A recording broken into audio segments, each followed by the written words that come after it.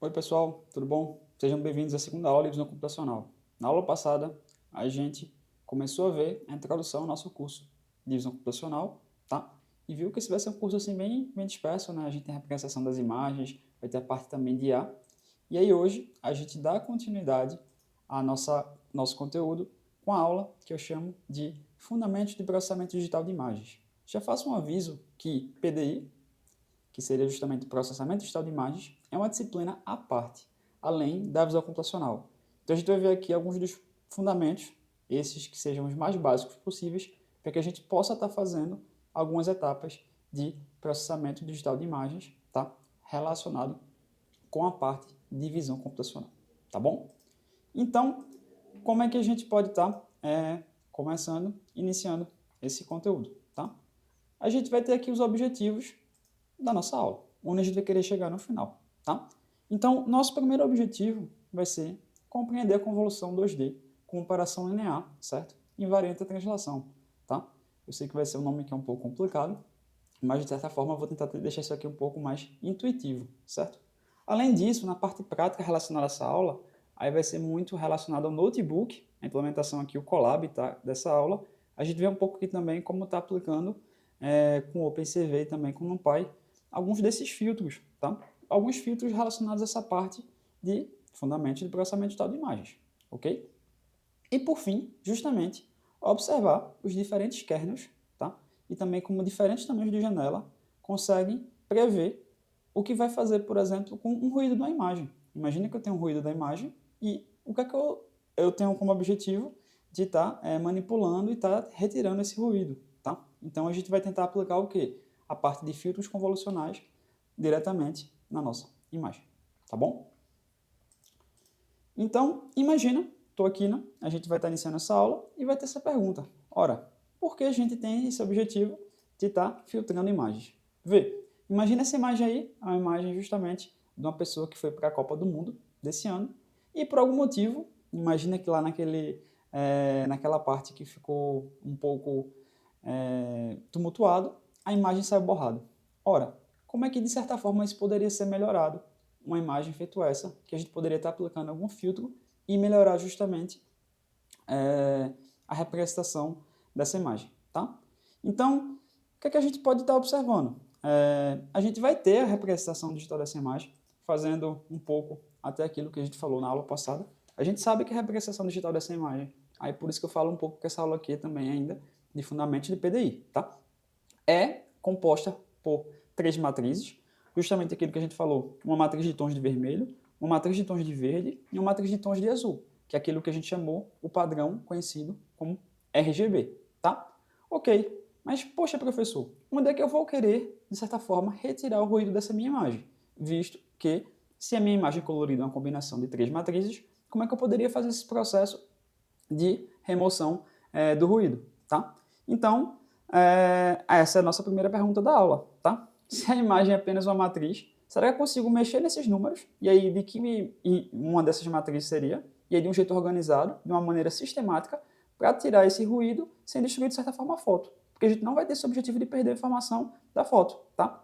E aí, minha resposta para vocês, e a primeira resposta aqui motivadora para essa aula é sim, tá? A ferramenta que vai fazer isso tem nome, tá? Tem nome e sobrenome, e a convolução. Mas antes de falar um pouco dessa aplicação aqui tão importante da convolução, bora falar um pouco como é que pode estar melhorando e revisando, né? A gente viu isso também na aula passada, a representação digital de imagens, certo? Então, lembrando que na aula passada a gente viu, tá? Que uma imagem em escala de cinza é uma matriz única, tá? Vou passar um pouco mais rápido nesse conteúdo, tá? E aí, ela também tem sua representação. A representação direta é uma imagem, em uma imagem que a gente falou que é uma matriz, uma imagem 2D, tá? Tem justamente a altura e a largura. E aí a gente também pode ter os valores dos pixels associados a essa imagem, essas imagens de escala de cinza. Tem uma representação interessante que talvez eu tenha passado um pouco mais rápido na semana passada, na última aula, mas que é justamente a representação do histograma de intensidade, tá? E das distribuições dos valores de cinza de uma imagem. Essa parte é uma parte interessante que, vez ou outra, a gente tem algumas aplicações interessantes a partir do histograma, tá? Então, a gente vai ter lá vários pixels da imagem e ainda assim a gente pode fazendo uma análise como é que eu posso falar, exploratória, né, daquela imagem, você poderia falar assim, tá? Se vocês me dão licença. E a gente teria essa representação em termos da frequência do número dos pixels associados a um determinado valor, tá? Como eu comentei, a representação colorida, a gente vai ter 3 imagens, no caso são 3 matrizes, né? Uma de cada escala de cor, certo? O red, o green and blue, o RGB, tá?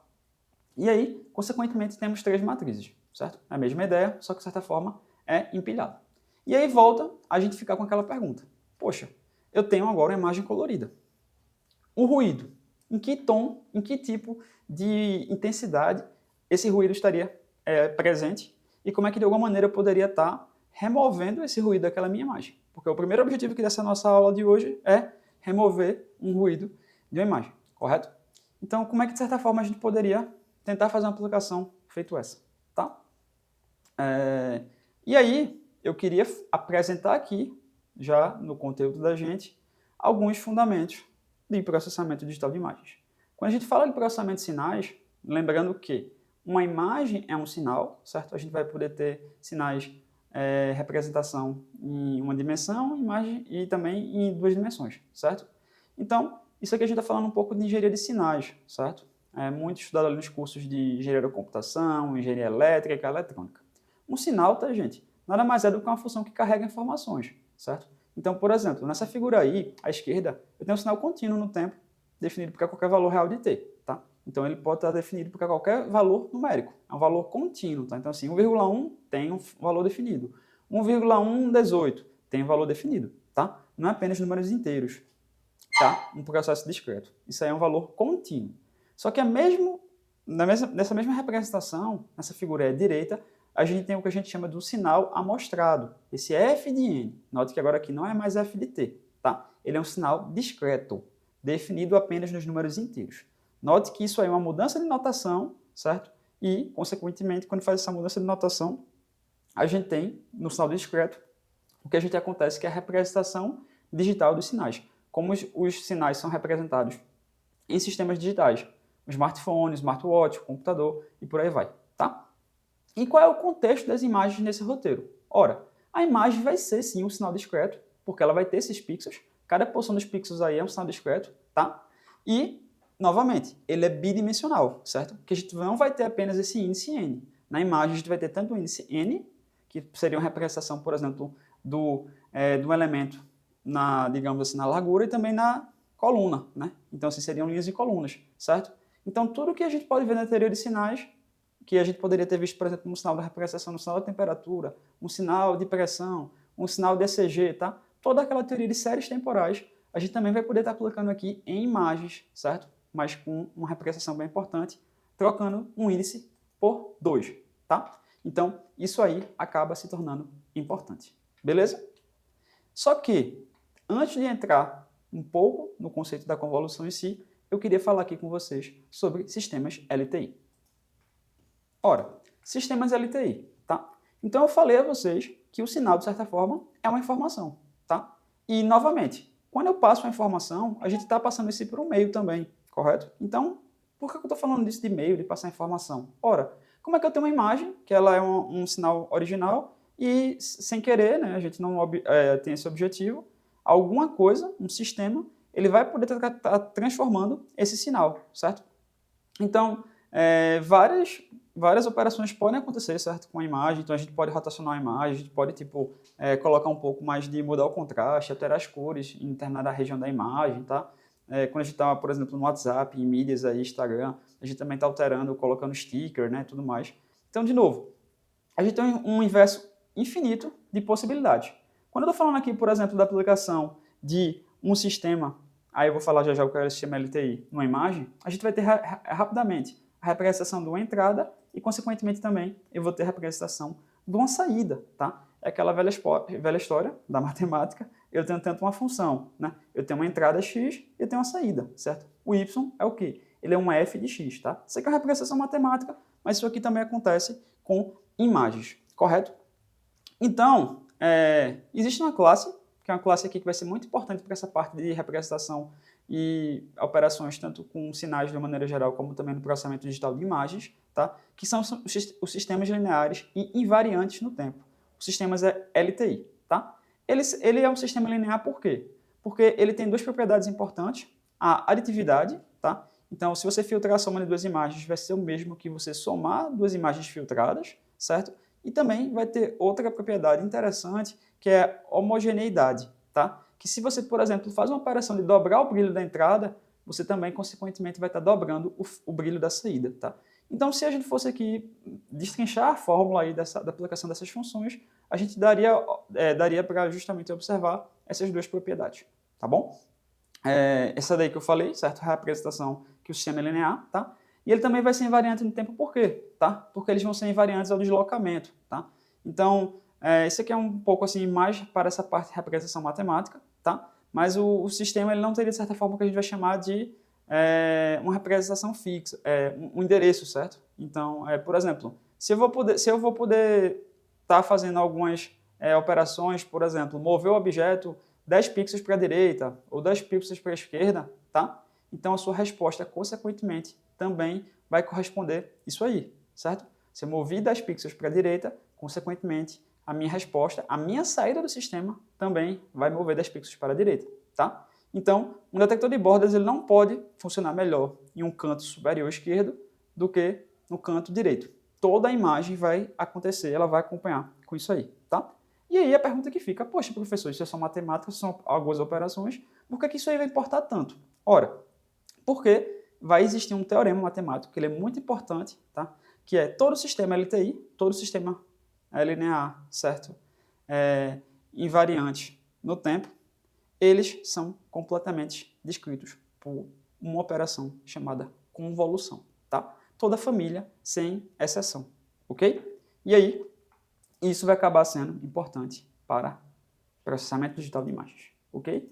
Então, no nosso caso aqui, basicamente, uma imagem, uma entrada no sistema poderia ser o quê? Poderia ser nossa imagem totalmente com ruído, uma imagem borrada, certo? E, uma vez que eu aplique uma operação de filtragem na nossa imagem, a gente consiga obter a resposta dessa imagem aí, tá? A esse sistema. Então, de repente, minha imagem lá que eu não tinha uma visibilidade boa, tá? Agora eu consigo ver uma imagem com nitidez. Eu consegui aplicar uma operação de filtragem nessa imagem e vocês podem ver lá agora. A gente vê, tem lá a representação de Isabela, de Caio, o amor pela seleção, tá? Então, nesse caso aí, tá um exemplo da Copa, isso aí está acontecendo, tá bom? E aí, consequentemente, aqui a gente também pode observar e fazer algumas referências que existem alguns sistemas aqui no nosso dia a dia, assim, a gente já está vendo nessa parte de imagem, certo? Por exemplo, que é a nossa visão, nosso olho humano, certo? Ou também, como eu comentei com vocês agora, uma operação de filtragem de imagens, isso também acaba sendo importante para a gente. Agora sim, a gente chegou onde a gente queria, certo? Que é justamente as operações de convolução e filtragem linear, tá? Essas etapas aqui vão ser etapas importantes para a nossa aula de hoje, certo? Então, justamente o que? É que a gente tem o coração da nossa aula, tá? Por quê? Porque convolução e filtragem linear, elas vão estar relacionadas, certo? Então, isso aí vai estar presente para a gente, tá? Então, novamente, uma função, eu sei que isso aqui vai ser muito pouco matemático aqui, tá, gente? Mas uma função linear, tá? F, a gente vai ter o quê? Que é uma operação dessa, ela vai poder ser representada, tá? Como uma multiplicação de matrizes. Então, imagine que a gente tem uma operação aí, que é uma matriz num sinal de saída y, ele vai poder ser representado justamente com uma operação y é igual a w vezes x, certo? Então, aqui a gente poderia ter, por exemplo, um w multiplicando essa nossa entrada, esse nosso sinal de entrada, o vetor de entrada x, né, no caso, enfim. E aí que a gente justamente possa também ter esse W, tá? Uma matriz de pesos. A gente estaria representando aqui dessa forma, certo? Então, novamente, fazendo essa operação aí, o que acontece? A gente pode fazer uma representação, tá? E comparar. Eu sei que eu não falei ainda aqui com vocês o que é rede neural, certo? Mas notem que vai ter uma representação matemática também, que toda a rede neural, tá? Também vai poder ser representada como uma operação feita essa, certo? Então, uma rede neural linear totalmente conectada, tá? Como cada elemento W desse, certo? Sendo a força da conexão entre a relação de x e y, tá? Ou seja, uma camada dessa de rede neural em uma transformação linear seria o mesmo objeto matemático, tá? Só que é apresentado de maneiras diferentes. E isso aqui é muito importante. Por quê? Porque isso aqui a gente vai começar a observar que parte dessa estrutura que a gente tem no sistema LTI, tá? Uma operação feita essa daqui, uma multiplicação de matrizes, ela vai ser uma base para uma rede neural, o que a gente vai estar vendo, o que a gente chama de CNN, certo? Uma Convolutional Neural Network, ok? E aí, o que é que eu queria mostrar aqui para vocês, certo? Que acontece um pouco que a gente agora vai ter também uma parte com relação a formalizar essa operação, tá? De convolução, certo? Em que sentido que a gente vai operacionalizar e vai mostrar aqui um exemplo de convolução, certo? A gente vai ter esse objetivo, que vai ser o objetivo de mostrar como é que acontece uma convolução, nesse nosso caso aqui, uma convolução bidimensional. Por quê? Porque é nosso objetivo aqui com imagens, tá? Para poder estar mostrando como é que isso aí vai ser a base, tanto para essas aplicações de filtragem e, consequentemente, para as aplicações que envolvem redes neurais convolucionais, as CNNs. Então, no nosso caso aqui, certo? Chega lá de teoria, vamos fazer agora aqui na mão, tá? O que acontece? Do lado esquerdo aqui a gente vai ter aquela representação, tá? O Y, a nossa matriz, tá? A gente vai poder ter uma representação aqui também, uma matriz presente, tá? E a gente vai ter também essa operação dos pesos, tá? Isso aí vai poder, de certa forma, tá aplicando esse resultado, tá? Então, o exemplo que eu queria trazer aqui, além de claro, essa representação matemática aqui das imagens que eu trouxe, eu queria mostrar isso aí na prática. Por quê? Porque a gente pode fazer justamente a operação de convolução, nossa imagem de entrada. Aqui vai ser aqui desse lado esquerdo, nessa nossa matriz, uma matriz de tamanho 8x8, 8 linhas, certo? E 8 colunas, tá? Com alguns elementos vocês estão observando, de zeros e 1, tá? E, consequentemente, a gente vai ter aí também um pouco mais aí à direita, é o que a gente chama de quê? Do que a gente vai chamar de kernel, tá? Então, esse kernel, gente, também é uma matriz, certo? E aí, talvez alguns de vocês que já tenham lido um pouco sobre redes neurais convolucionais vão estar reconhecendo esse tipo de kernel, esse tipo de matriz, que é o que a gente geralmente vai chamar isso aí de um kernel Sobel, certo? Que é justamente vertical, um kernel Sobel vertical, que ele vai ser uma operação, se eu aplicar isso aí a uma imagem, um detector de bordas horizontais nas nossas imagens, certo? E, novamente, reparem só um detalhe, tá? Quando a gente está aplicando isso aqui para uma matriz, eu disse a vocês que essa parte aqui, ó, é uma matriz que a gente está observando 8x8, tá? Então, a gente vai começar a estar operando fazendo essa operação matemática do nosso kernel de convolução com nossa imagem, certo? Então, quando a gente está observando isso lá em matemática, vocês vão estar observando, poxa, mas espera aí, o professor vai começar a fazer algumas operações matemáticas em cima de duas matrizes, correto? Tá? Mas a gente tem uma matriz maior, que é uma matriz 8x8, e vai ter uma matriz menor, que é uma matriz 3x3. Notem que são duas matrizes o quê? Quadradas, né? Eu não posso ter uma matriz, por exemplo, 5 a princípio, né? Assim, nesse momento aqui, né? 5 vezes 7, né? Fazendo a operação por uma 3,2, tá? Notem que isso aí não está acontecendo, tá bom? Então, a gente tem justamente, como resultado dessa operação aí, essa saída Y nossa, vai ser uma matriz menor, tá? Vai ser uma matriz 6x6. Por quê? Porque a gente vai perder, de certa forma, uma linha e uma coluna, certo? De cada lado, porque o kernel, essa operação aqui, essa representaçãozinha que a gente está chamando de kernel de convolução, ele precisa de vizinhos, certo? E nas bordas, de certa forma, se vocês forem observar na nossa matriz aí, que é a representação da nossa imagem original, a gente não tem vizinhos, certo? Porque a borda está lá meio que só isolada, tá? Então, isso aí vai acabar sendo importante, tá certo? Então, vamos começar essa operação matemática da operação do kernel em cada um dos elementos lá da nossa matriz, certo? Então, a gente tem aqui nossa representação de saída, tá? E eu começo aplicando o quê? Eu começo aplicando justamente a nossa matriz de kernel, certo? Nosso processo lá que vai ser como uma espécie de filtragem, né, que a gente está fazendo, justamente ali nos nossos primeiros elementos, tá? Da nossa matriz original, da nossa imagem, certo? Então, quando eu começo a fazer essa aplicação, tá? Se vocês forem estar observando, a gente vai estar justamente obtendo o resultado na nossa imagem de saída, tá? Que é representada pela matriz Y. E aí, como é que se dá esse resultado, tá? Nessa operação que a gente está fazendo aqui? Ora, simplesmente multiplicando os elementos, que a gente geralmente chama de element-wise, tá? É multiplication, e aí a gente vai justamente somar, certo? É uma multiplicação e soma ponta a ponta. Então vai ser 1 vezes 0, mais 2 vezes 0, mais 1 vezes 0, mais 0 vezes 0, mais 0 vezes 0 3 vezes aqui, certo? Desculpa, não vou ficar falando isso. E aí, consequentemente aqui também, certo? Menos 1 vezes 0, menos 2 vezes 1, mais menos 1 vezes 1. Se vocês observarem, tem vários elementos zero. Então, o que vai acontecer aqui é justamente que a gente vai ter que somar só menos 1 vezes 1 mais menos 1 vezes 1. E isso vai dar menos 3, tá? Vou fazer apenas mais um exemplo, porque senão vou ficar aqui nesse vídeo falando várias vezes essas multiplicações, tá? E talvez não vai fazer sentido, vocês vão achar bem chato. Mas, por exemplo, na próxima posição, quando a gente vier aqui, ó, vai ser justamente, de novo, vai acontecer uma posição de ser vários zeros que a gente vai ter aí nessa imagem, certo? Então, apenas na última linha que a gente vai ter menos 1 vezes 1, mais menos 2 vezes 1, mais menos 1 vezes 1. Notem que esse resultado, na última linha, vai dar justamente menos 4. Então, o que é que eu posso fazer? Eu posso simplesmente ir deslizando isso aí e resultando na nossa matriz resultante, tá? No nosso resultado da nossa operação de convolução, tá? Dito isso, a gente tem nossa saída, certo? Mas, poxa, o que é que vai acontecer agora, né? Isso aí vai acabar sendo importante, tá? O que é que vai acontecer, de certa forma, com os nossos...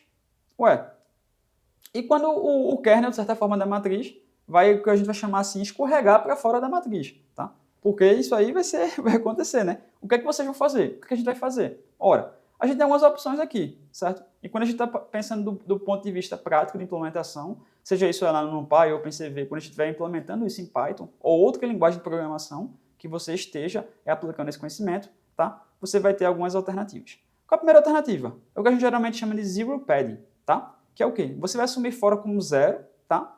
E aí, você está fazendo, de certa forma, o quê? Uma estratégia de ter uma borda artificial, ok?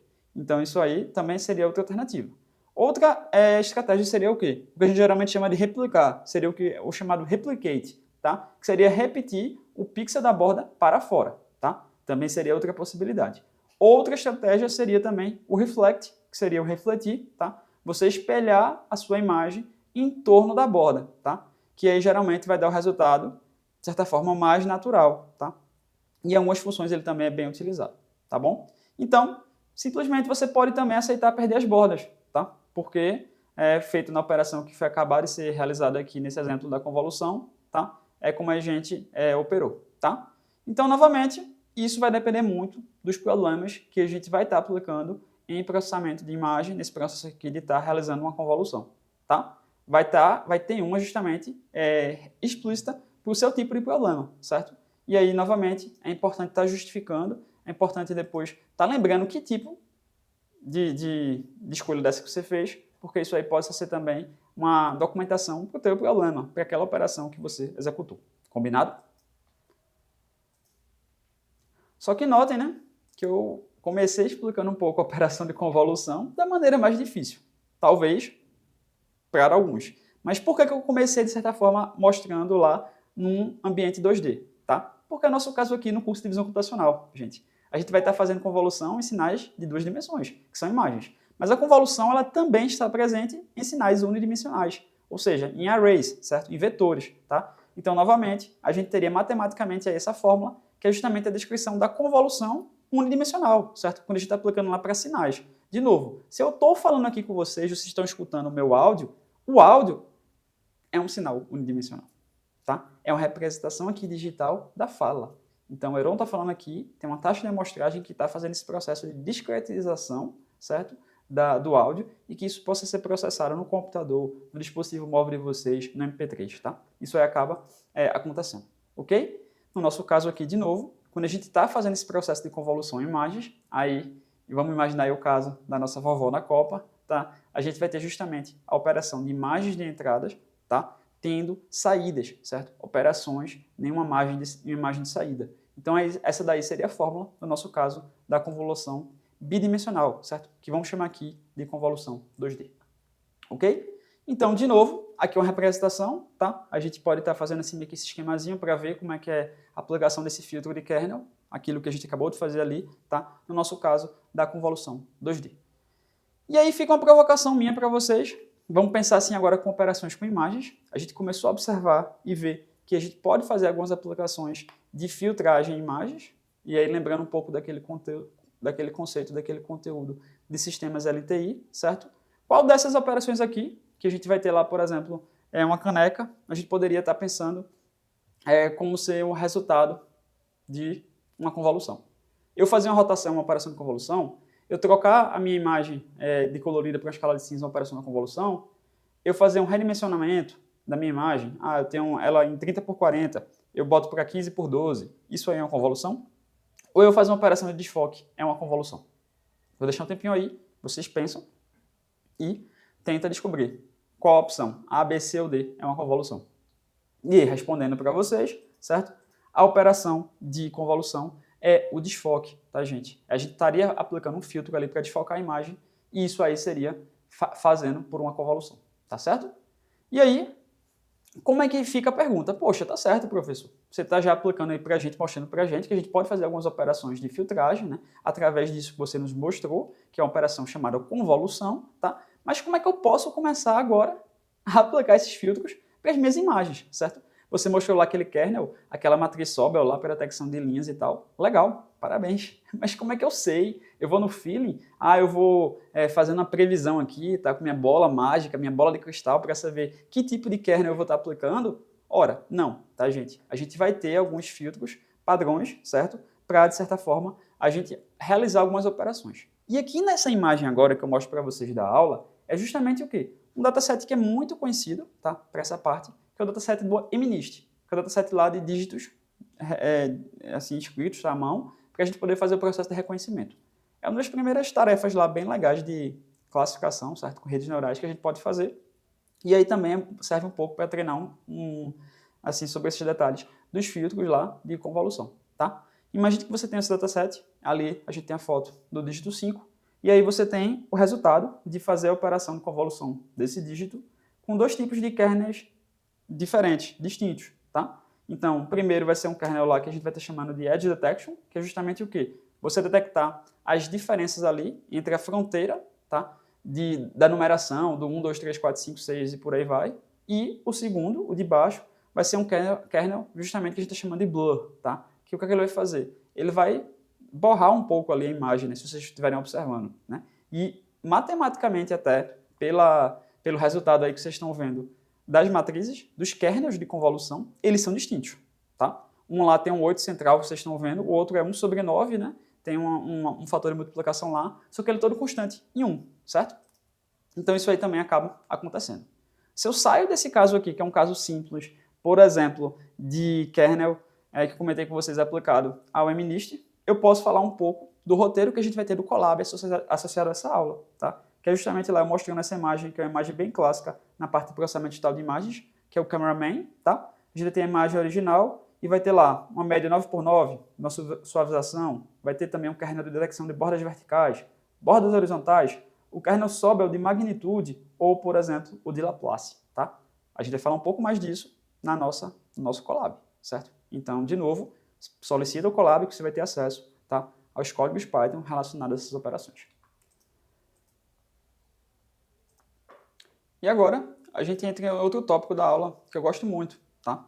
Que é o quê? Ora, a gente definiu um pouco, não um pouco, né? São detalhes só relacionados aqui a essa parte inicial de processamento digital de imagens sobre a convolução. Mas eu vou falar um pouco aqui agora sobre o que a gente chama da análise de Fourier, tá? Fourier foi um matemático bem importante. Ele dá toda a base para essa parte de representação de sinais e, consequentemente, a parte de processamento digital de sinais. Isso inclui também processamento digital de imagens, ok? E aí, o que é que essa análise de Fourier ela acaba sendo importante? Gente, vão ter várias operações que vão ser representações que a gente vai fazer de sinais, e aí quando eu falo sinal, tá lembrando, é um sinônimo para a gente estar falando de imagens, tá? Ou, consequentemente, quando eu estou falando de sinal, posso falar da representação de áudio, como eu comentei com vocês anteriormente. Mas nesse nosso caso aqui, certo? A gente pode fazer a representação inicial e operações de sinais no domínio do tempo, e aí no domínio do tempo, toda vez que eu estou falando na representação do sinal no domínio do tempo, o sinal vai ser a amplitude do sinal ao longo dos segundos, ao longo daquela unidade de tempo lá, certo? Isso aí por exemplo, quando eu falo em sinais unidimensionais, como está aí no texto, né? Vai estar sendo o quê? Referente a ações complexos. Mas a gente também vai poder fazer a análise de sinais, tanto imagens quanto sons, tá? No domínio da frequência. E aqui no nosso caso, quando eu estou me referindo, por exemplo, a áudio, por que eu estou aqui colocando nesse slide tudo de áudio? Porque áudio é o sinal unidimensional, tá? A gente também vem aqui no nosso caso de ter o sinal bidimensional, que são as imagens, certo? E aí, lá no nosso caso de áudio, a gente tem essa parte também de representação de tons, certo? Então, tirar ruídos, vogal, instrumento musical, tá? Quando eu estou falando também com relação a áudio, sinais unidimensionais. No nosso caso das imagens, lógico, vai ter toda aquela parte de detecção de características que dão a base para as redes neurais convolucionais. E aí, a gente tem, com a análise de Fourier, essa possibilidade de sair da análise no domínio do tempo e ir para uma análise no domínio da frequência, certo? Isso aí que a teoria de Fourier elas nos traz. E isso, de certa forma, acaba sendo bem poderoso para a gente, tá? Por quê? Porque toda análise de Fourier, gente, aí são várias disciplinas matemáticas, eu peço perdão aqui que eu estou resumindo, do resumido, tá? Mas aí Fourier ele tem justamente uma ferramenta, tá? Que ele nos traz, por exemplo, no nosso caso inicial, de sons, certo? De áudios, sinais unidimensionais, que é você fazer a transformada de Fourier, tá?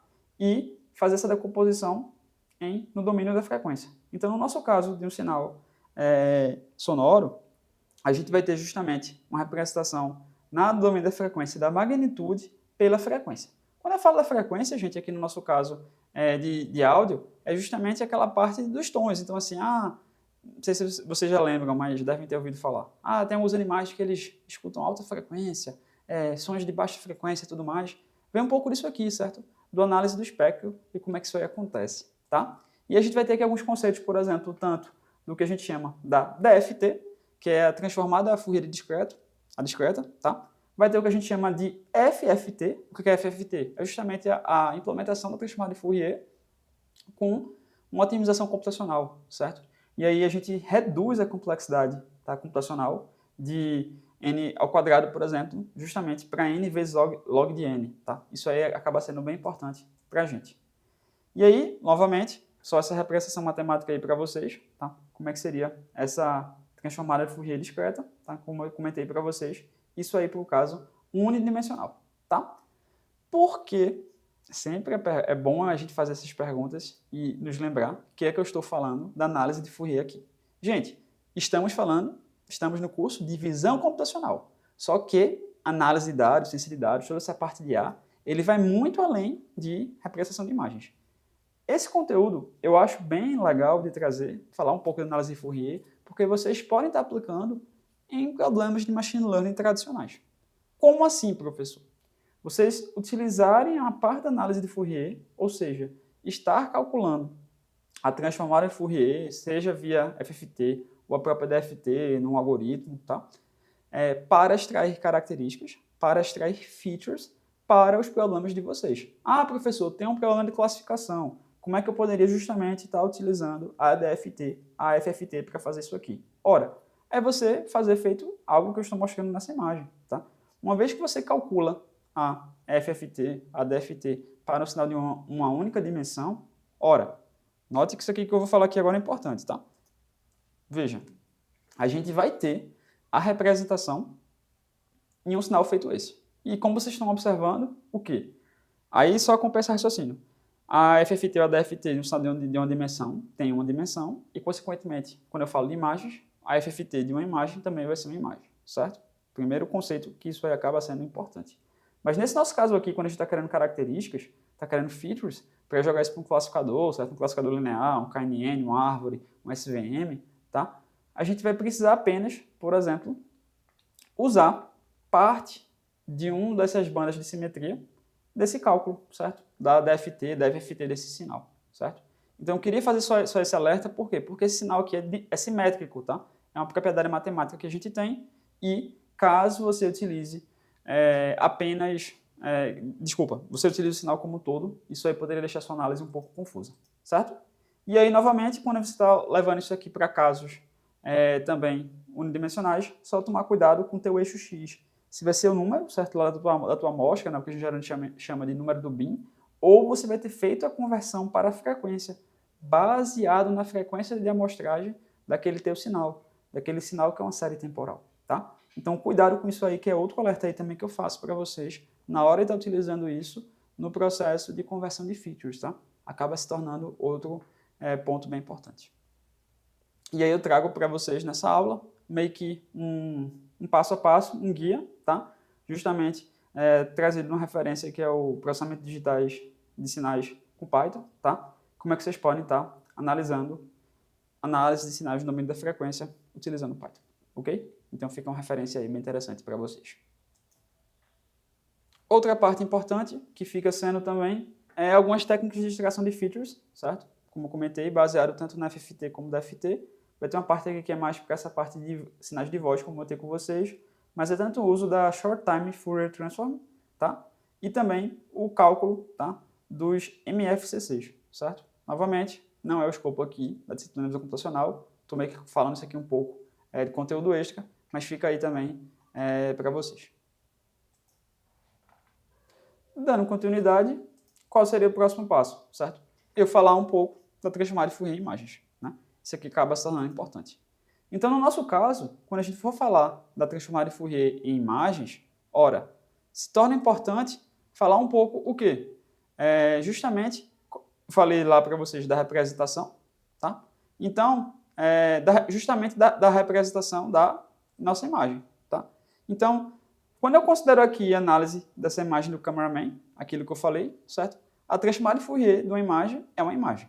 Então, vou chamar aqui nesse nosso caso da transformada discreta de Fourier, ele vai estar decompondo a imagem em padrões senoidais bidimensionais, certo? Então, basicamente, algumas grades com listras e uma frequência de orientação, certo?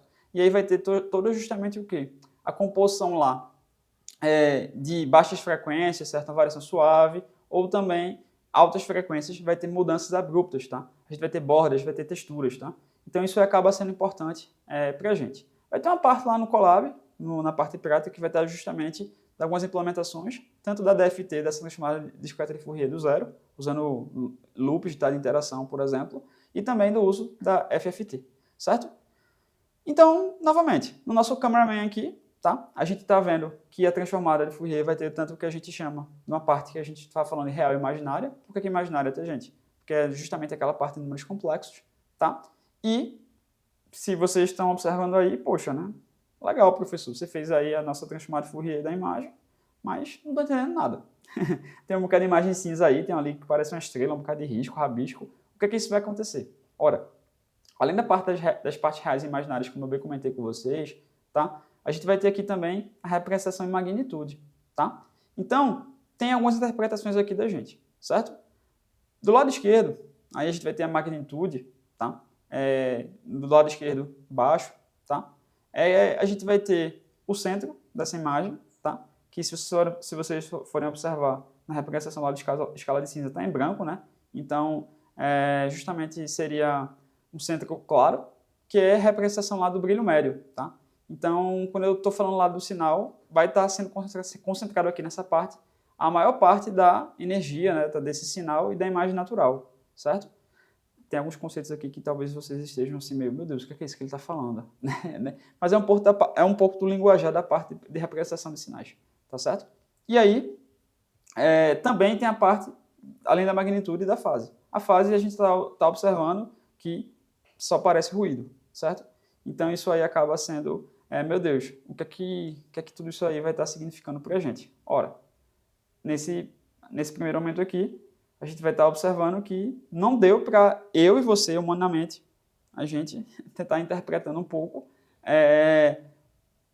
o que é que isso significa, tá? Mas a gente vai poder estar observando que a transformada de Fourier vai estar dando tanto as partes reais e imaginárias, tá? E quando eu estou observando isso, justamente mais baseado nessa parte real, certo? Então, assim, ou a gente considera essa parte da magnitude, né? Então, assim, um número complexo ele tem um módulo certo associado a ele, a gente vai estar vendo essa representação de magnitude e fase, mas a princípio para a gente no olho nu não vai estar dizendo tanta coisa, certo? Então eu peço desculpas, mas aí fica mais para a parte lá dos algoritmos, tá?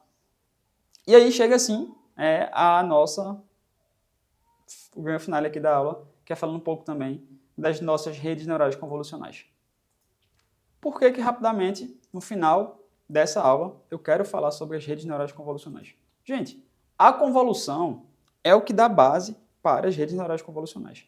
E eu sei que nesse mesmo tempo, vocês devem estar aí dessa forma, igual a Nazaré aqui, bem confusa, e meu Deus, que tantas contas matemáticas são essas? O que é que esse professor está falando, certo? Então, eu sei, eu peço desculpas para vocês, e eu vou tentar fazer isso aqui da melhor maneira, uma maneira assim que a gente consiga ser mais leve, certo? Possível. Ora, as redes neurais convolucionais, elas surgem por quê? Porque se vocês observarem, a gente começou a apresentar aqui algumas ferramentas matemáticas e até quando eu fiz o cálculo lá de uma transformada de Fourier da imagem, ou eu comentei ali com vocês que a gente poderia tentar utilizar a convolução, utilizar alguns filtros, as interpretações para a gente a olho nu, seja lá da transformada de Fourier, a imagem, o resultado de saída, não dava para sair tanta coisa, certo? Mas aí fica essa pergunta, poxa, mas eu quero fazer um classificador para uma imagem minha. Eu quero tentar ver aqui, por exemplo, se daquela imagem que eu estou vendo tem montanhas, se tem árvores, se tem rios, ora, se tem um jogador de futebol, se aquela imagem é um cachorrinho ou um gatinho. Como é que a gente pode estar começando a extrair características de uma imagem, certo? Seja esta uma imagem colorida ou uma imagem em tons de cinza, em preto e branco, tá? Então, parte dessas ferramentas que a gente comentou aqui hoje, nessa aula, que é justamente a aula de fundamentos de processamento digital de imagens, tá? De novo, é uma aula de fundamentos isso aqui, tá, gente? Não é o curso de processamento de imagem, uma aula só não, tá? É parte de algumas das aplicações que a processamento de imagem traz pra gente, tá? Mas aí notem que eu poderia segmentar essa imagem, certo? Dividir essa imagem aí maior em várias grades de imagens menores, de imagens 3x3, 5x7, 7x5, enfim, etc. Nesse caso aí que vocês estão observando, eu fiz assim uma divisão aí, como se fosse uma divisão 5x7, e a gente consegue manualmente, eu, você, nós como humanos, dizer, feito aquelas imagens que aparecem lá do Google, né? Marca onde é que tem um hidrante aqui, marca onde é que tem um ônibus, uma faixa de pedestre. Então, novamente, a gente consegue, de alguma maneira aqui, informar o que é que está tendo, certo? Em cada imagem, ok? Só que, dado que eu passasse isso aí para um classificador, como é que meu classificador poderia identificar, que ali tem uma bola de futebol, tem uma bola de futebol americano, tem uma bola de basquete, tem um cachorro, tem um gato, tem uma montanha, tem um rio. Como é que eu poderia saber o que é que tem cada elemento dessa imagem aí, certo? Da gente. Então, novamente, isso aqui é uma pergunta que eu estou fazendo para vocês, tá? Ora, eu apresento para vocês, por exemplo, se eu fosse voltar, vou tirar ali o nosso caso do rio, da montanha, tá, das árvores. Está muito complexo por agora. Mas bora voltar um pouco atrás e falar um pouco do MNIST. Aquele dataset lá que eu falei para vocês, que são dígitos de reconhecidos e tal. Ora, se a gente vier aqui para essa parte de reconhecimento de dígitos, a gente consegue ver, por exemplo, aí feito nessa imagem, uma rede neural. Isso é o que eu estou mostrando para vocês, uma arquitetura da rede neural, que ela vai fazer o quê? Vai fazer justamente o processo de classificação a partir daqueles dígitos lá que estão escritos. A classificação do número de 0, o algoritmo 0, 1, 2, 3, até 9. Por aí vai, certo? Só que, caramba, eu sei que isso aí tem uma arquitetura lá de machine learning, né, da parte de IA que evoluiu para essa parte de redes neurais, mas o que é que essa parte de convolução, professor, o que é que isso aí tem a ver com a nossa aula aqui de visão computacional e, consequentemente, de fundamentos de processamento de imagem, certo? Ora, gente, tudo. Por quê? Nazaré aparece mais uma vez e ela quer lembrar para vocês. Fiquem felizes. Por quê? Porque uma das camadas principais aqui das redes neurais, que a gente consegue já estar utilizando, já falando sobre ela, que são as camadas convolucionais, a gente viu parte aqui na aula de hoje, certo? Que é aquela operação de convolução como uma camada que vai extrair características, extrair features para os nossos modelos, certo? Então, a rede neural, ela utiliza esse conceito. Ela utiliza um conceito de estar utilizando a camada convolucional para justamente pegar características para a gente. E aí, eu trago aqui para vocês um modelo, tá? Tem toda aquela arquitetura ali simples, eu vou dizer assim que mais simples que eu mostrei para vocês, tá? Mas a gente pode aumentar um pouco a complexidade disso aí. Um dos melhores modelos que, por exemplo, a gente tem hoje, na atualidade, é justamente um VGG16, certo? Que é o quê? Que é justamente expandindo um número aqui, tá? De camadas, certo? Então, no momento que a gente começa a expandir um pouco ali o número de camadas que a gente faz, eu não estou falando ainda, tá, gente? Só peço perdão aqui das outras camadas, das outras componentes ali da rede neural convolucional, tá? Eu estou ficando aqui no momento inicial preso um pouco à parte da convolução em si, tá? Mas o quê? O nosso objetivo aqui, como é que um modelo vai ser melhor que o outro? Ora, é que a gente, de certa forma, vai ter blocos que vão ser responsáveis por extrair características, tá? Vão ter, lógico, outros elementos aí da rede, como é que vocês estão vendo, feito, por exemplo, essa operação aí que a gente chama Max-Mulling, tá? Camada Relu, tá? Totalmente conectada, por aí vai, tá? Mas, de novo, cada blocozinho desse aí mais voltado para esse cinza, certo? É uma convolução. É uma convolução feita, a gente calculou lá anteriormente, daquele processo de multiplicação de matrizes, tá? E o que acontece com a convolução? A gente faz essa operação para justamente extrair características. E aí, nesse momento, Nazaré volta mais uma vez e tá rindo, tá chorando. O que é que acontece? Ué, esse modelo aqui é um modelo bem mais completo, tá, gente? Não tô brincando com vocês, por isso que eu até coloquei. Se não quer brincar, não desce pro play. Por quê? Porque esse modelo aqui ele é bem bom. Ele é um pouco mais complexo, certo? Só que ele acaba sendo, assim, bem legal, assim, para algumas aplicações de classificação de imagens, tá? E, como eu comentei com vocês, fica esse recado aqui, vai ter uma aula futura, né? A gente sabe também vai ter outra disciplina para essa parte de redes convolucionais, tá? Mas fica aqui esse recado que é o recado mais importante, tá? Que eu também queria falar aqui da aula. A convolução é o principal mecanismo de extração de características nas redes neurais convolucionais, tá?